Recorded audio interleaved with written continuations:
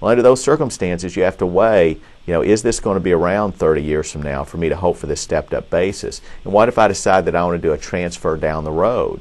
Whatever sale takes place down the road, there's a huge tax implication. There are huge tax implications associated with that.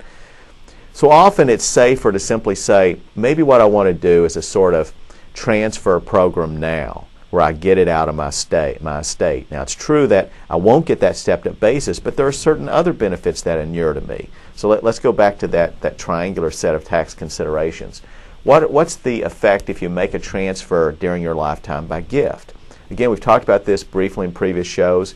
You can do a search, I think, on the website and find that video and go back and view it.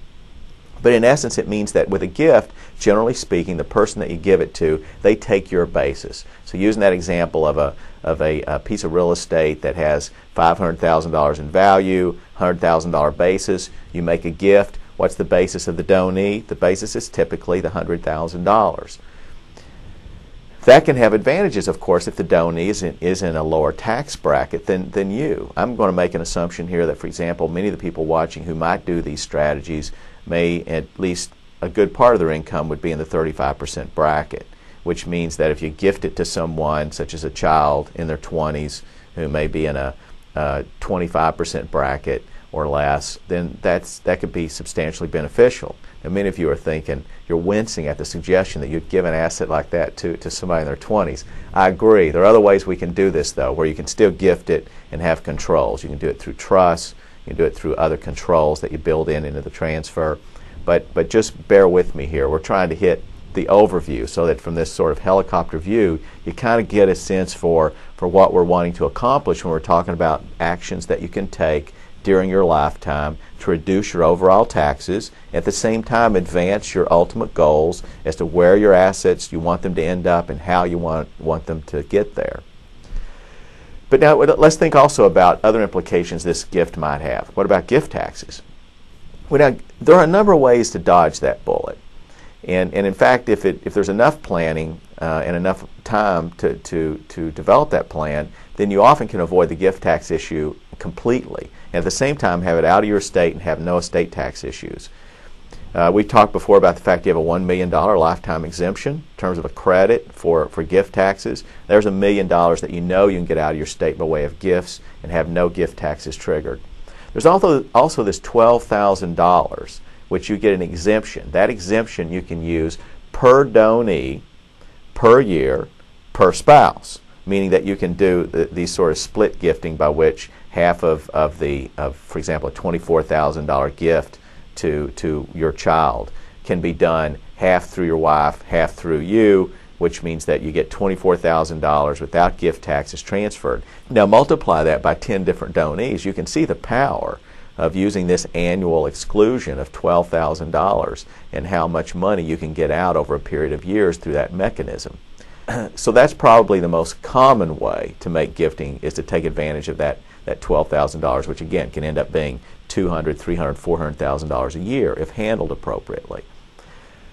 You can make an unlimited number of gifts for medical care, and this is something you should know for those of you who are in those specific circumstances. If you pay directly to a provider of medical services, now it can't be indirect where you give to the donee and the donee in turn makes payment. If you make the payment directly, unlimited gifts, so no gift taxes in those issues. Also paying for education, same thing, but you got to make it directly. You can't give the money to your son, your grandson, and let them in turn pay the educational institution.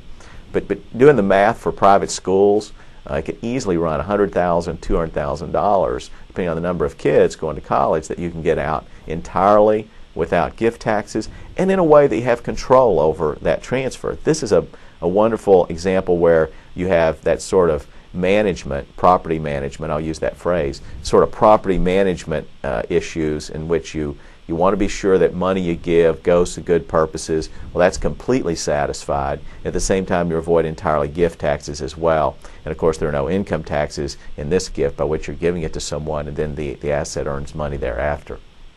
So, something to think about whenever you're giving. Think about medical, think about educational. Now, you also have what ties in with our discussion in the previous show, the unlimited marital deduction. Well, you also have this unlimited deduction for gifts to a spouse. And that's important, as we mentioned before, whenever you're wanting to equalize or balance out the assets between you and your spouse, where you have no reason to believe that one might die sooner than the other, and as a result you don't want to avoid that opportunity to take advantage of the bypass trust. Some of you are saying, bypass what? Then that means you need to go back and look at the previous show.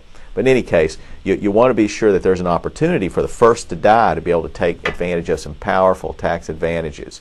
And you can only do that if they have the assets there to take advantage of that. You can do that through the unlimited marital deduction through gifting.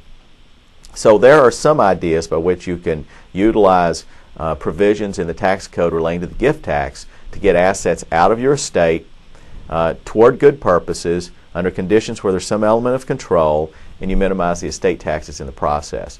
Then when we come back next time, we're going to pick up with this theme, and we'll go in a little more detail, talking about ways in which you can make transfers during your lifetime that are beneficial to you and others, and not beneficial, hopefully, to the IRS. With that, I'll conclude. This is Joe Cordell, another video cat.